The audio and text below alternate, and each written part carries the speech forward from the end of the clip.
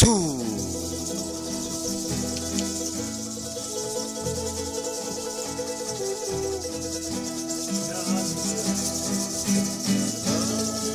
machiri kandamoy.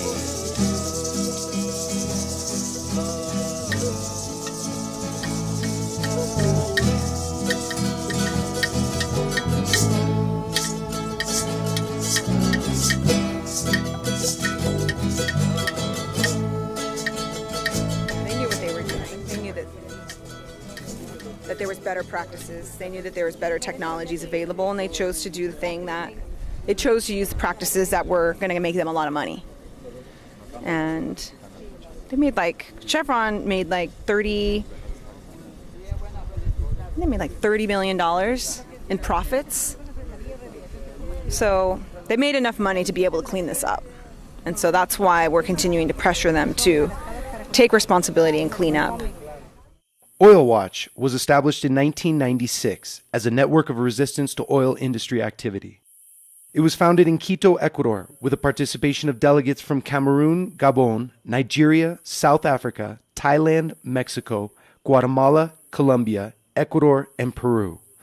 The network emerged from the need to develop global strategies for the communities affected by oil industry activity and to support their struggles against these activities.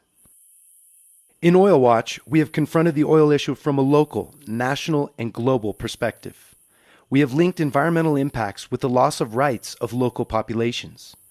To a large extent, our work has consisted of gathering information and spreading it among the members in every country, building links between member groups, and encouraging new organizations to join.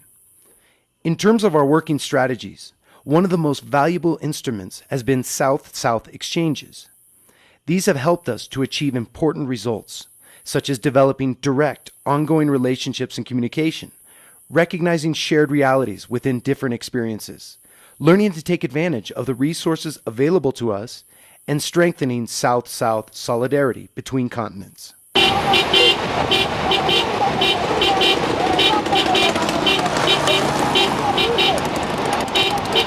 No somos únicamente los pueblos originarios los afectados, sino que es la sociedad en general, y que nos cabe a todos como ser humano la responsabilidad de cambiar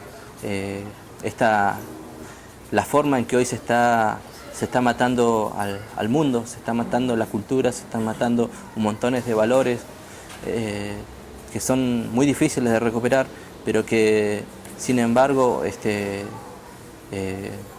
no es imposible, y esto pasa por la unión, por fortalecer espacios de discusión, de fortalecimiento, de enriquecimiento, de compartir diversas experiencias favorables y poder pensar entre todos un cambio, crear nuevas alternativas, nuevas posibilidades para todo y bueno, que todos podamos estar en una igualdad de oportunidad y de derechos, en un ambiente como nos corresponde a todos, un ambiente sano, libre y autónomos dentro de nuestros territorios.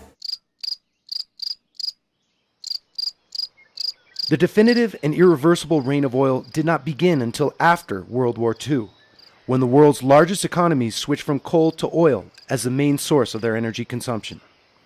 This situation prevails today, where 40% of the fuel consumed on the planet is oil, 25% gas, and 25% coal.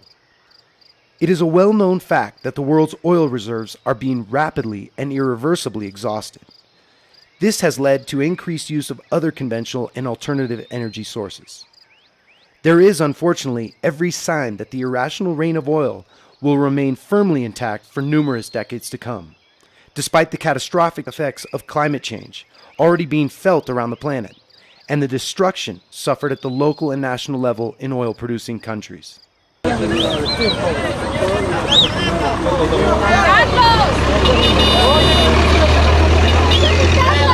Look, oil has degraded our environment. It is making us sick. It is making us lose our sources of livelihood. The Ogonis depend on the land and on the river for their source of livelihood. They are farmers and they are fishermen. And so oil spills, gas flaring, pipelines in communities. You have pipelines competing with community people for land space. The Ogonis live on a very small piece of land with water as their boundaries, as in they have a whole lot of rivers around them. And they have very small land mass, and they have this 500,000 persons on this land mass. And if you want to look at the small land mass they have and the 500,000 persons, not to talk of the fact that the oil companies now run pipelines through their homes, through their farms, through their rivers. And these pipelines, after years of ill maintenance, after years of going above its useful lifespan, they started breaking up, and we had oil spills, major, huge oil spills that affected farmlands, affected rivers, affected homes, and people had to be moved from their homes to relocated to another place because of the oil spills. And so the Ogonis decided they had had enough of the oil company, especially Shell, and they asked Shell to leave their land. And for the past 11 years, they've stuck with this decision. The government has threatened, the government has brought in the military, it has terrorized and harassed them, but they have refused to budge.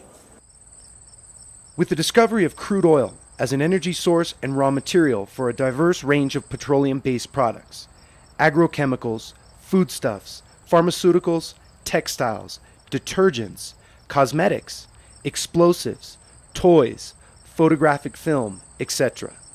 20th century capitalists found not only the most plastic of useful substances in history, but one that was soon transformed from a productive force to a destructive force for civilization.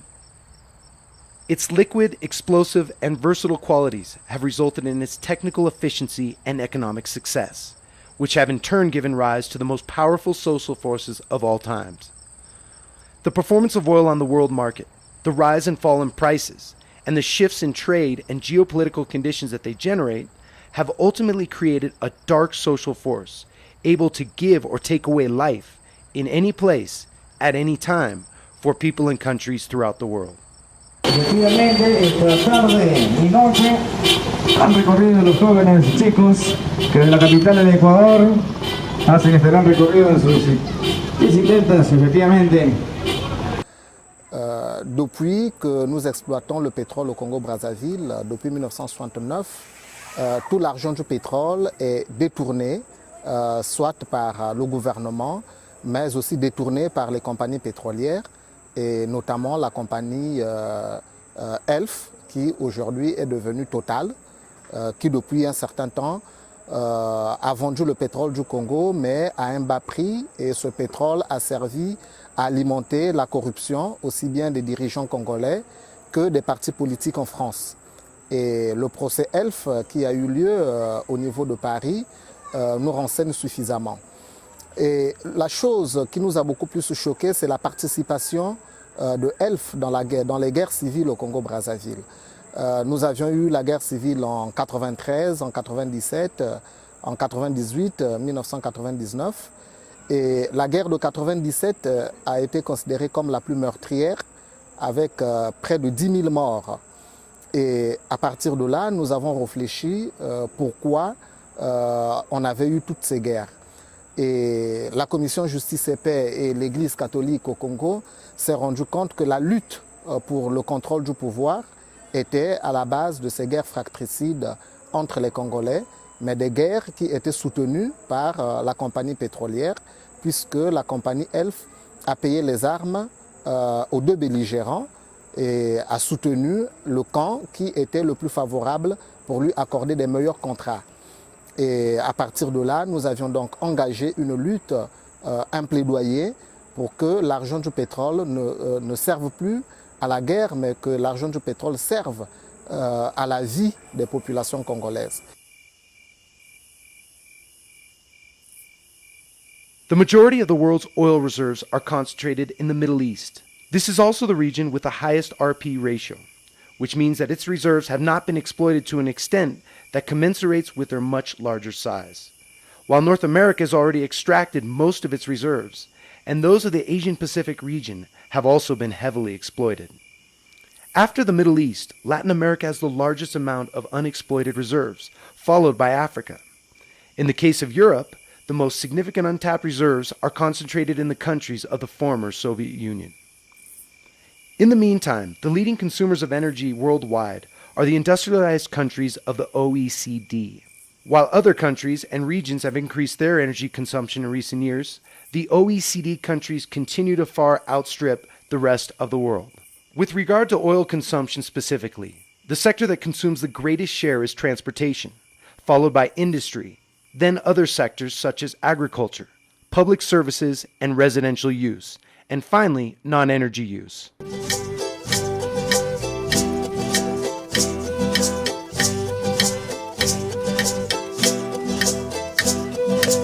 Over the last 10 years, despite ample knowledge of the global and local impacts of oil, the production and consumption of hydrocarbons have continued to rise. We have witnessed an alarming expansion of the oil frontier. Entire countries have been divided into lots for oil industry activities, as is the case in Bangladesh. In countries like Peru and Ecuador, the entire Amazon region has been put up for bids, as have the entire coastlines of West African countries such as Angola, Nigeria, and others. Numerous new countries in the south have been incorporated into oil industry activities, including Chad and several Central American nations. At the same time, new technologies have been developed that now allow access to hydrocarbon reserves that was not possible in the past, such as the extraction of heavy crudes and deep-sea drilling. Another major development has been the introduction of natural gas as an energy source, which has led to the opening of new gas exploration frontiers in Thailand, Indonesia, Burma, Peru, Bolivia, and Venezuela. This has given rise to the construction of gas pipelines, many of which cross through more than one country and have generated numerous conflicts with local populations.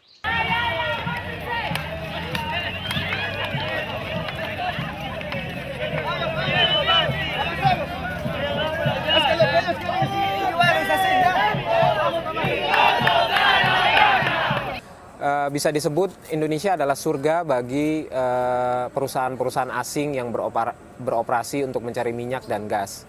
Mulai dari Amerika Serikat, Kanada, Inggris, dan juga negara lain menyedot minyak dan gas dari Indonesia. Salah satu lokasi yang menjadi tempat eksplorasinya adalah di kawasan Jawa Timur. Ada satu kasus yang sangat besar saat ini di mana eksploitasi minyak dan gas menimbulkan dampak yang sangat-sangat besar, yaitu blok Lapindo Brantas. Perusahaan ini melakukan eksplorasi dengan tidak mengikuti prosedur. Kemudian pada tanggal 29 Mei 2006 terjadi kecelakaan sehingga lumpur keluar dan tidak bisa dihentikan sampai dengan sekarang. Sedikitnya ada 8 desa yang harus tenggelam dan 8.000 penduduk harus pindah dan kehilangan mata pencarian mereka. Dan banyak sekali anak-anak yang harus putus sekolah karena rumah dan sekolah mereka terendam oleh lumpur. Kasus lumpur panas dan semburan lumpur ini tidak mampu ditangani oleh perusahaan dan juga pemerintah Indonesia karena penanganannya sangat-sangat lambat sekali. Kemudian mereka sangat tidak memperhatikan masyarakat di sekitarnya.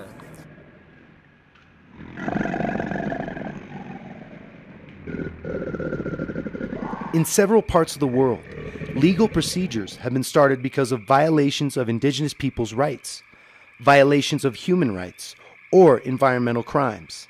Nevertheless, these are some of the difficulties we are facing. The lawsuit costs, lawyers, evidence, inspections, the ability of the companies to influence the decisions based on their power and capacity of promoting corruption, the possible loss of control of the struggle as all energy is put into the legal procedure, pressure on the plaintiffs. The majority of the lawsuits taken to court are complaints of violation of human rights. The most famous ones took place in Nigeria, Indonesia, Colombia, Burma, and Sudan. Nevertheless, there are also lawsuits for the defense of indigenous rights in Ecuador, Colombia, Guatemala, and Alaska. There are also lawsuits for environmental crimes, as in the famous case of Ecuador.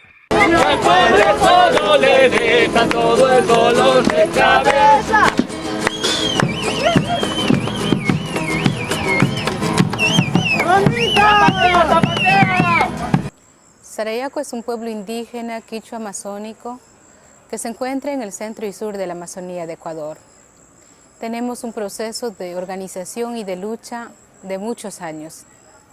Actualmente estamos en una lucha muy grande con la empresa petrolera de concesión argentina CGC. Nuestra historia con CGC empieza en 1996, cuando el Estado de Ecuador concesionó a la petrolera el denominado Bloque 23, donde se encuentra nuestro territorio. Ha sido un proceso de muchos años y en la cual ha habido una serie de intentos de doblegar nuestro esfuerzo.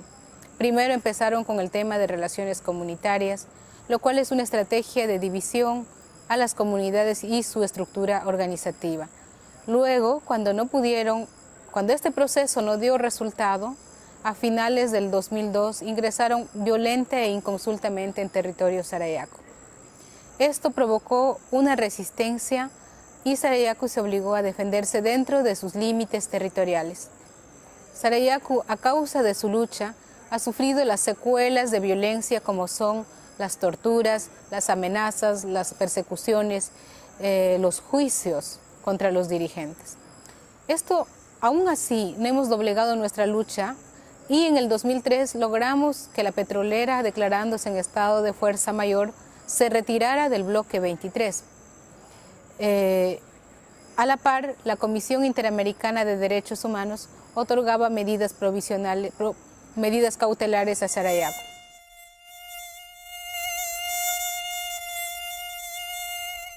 One of the instruments used by the communities in resistance is community environmental monitoring.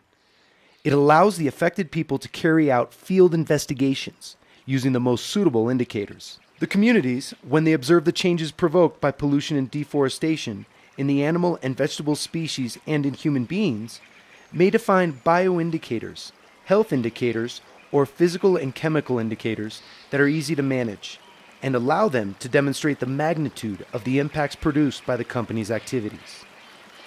One of the main uses of community monitoring is to put social pressure from the grassroots so that competent authorities solve the problems caused by the oil activities. This implies the closing of the different sources of pollution, the total environmental restoration of the affected areas, and the social compensation to the communities that have suffered economic losses and damages in general. This pressure is obtained by way of accusation and diffusion in the media, through lobbying and by nonviolent pressure actions when the situation calls for it. El tribunal ha observado y observará el siguiente procedimiento. Primero, we've sent our representatives all around the world to tell our story, especially to Washington, D.C. We've talked to the decision makers and we've told our story and talked to them about why they should not allow any kind of development in that area. We've gone through to every single state in the United States and spoken to the constituents of the lawmakers and expressed to them why they should not allow the U.S. government to drill in the Arctic National Wildlife Refuge. We've created media videos that tell our story. We've gone to the press. We've told our story to the United States press. Every single media outlet that is in the United States has carried the voice of the Gwich'in people and our resistance to drilling in the Arctic National Wildlife Refuge. And through all of these efforts, we have managed to convince the American public that this last area has to be protected. And through that, every time Congress puts forward a bill to drill there, it's defeated and defeated and defeated because we gained so much public sympathy. Climate change caused the oil industry and fossil fuel consumption to be an object of a lot of criticism. Nevertheless, when talking about reducing the consumption or limiting oil frontiers, the tendency is to continue with the oil exploitation and consumption model and redirect the actions to projects that will affect even more the south of the world. Considering this tendency, According to Oilwatch, the only real efforts to reduce emissions are those of the communities in resistance. Oilwatch estimates 1,000 oil barrels are equivalent to 117 tons of real carbon emissions. Third world countries that do not extract more oil might receive a compensation for this.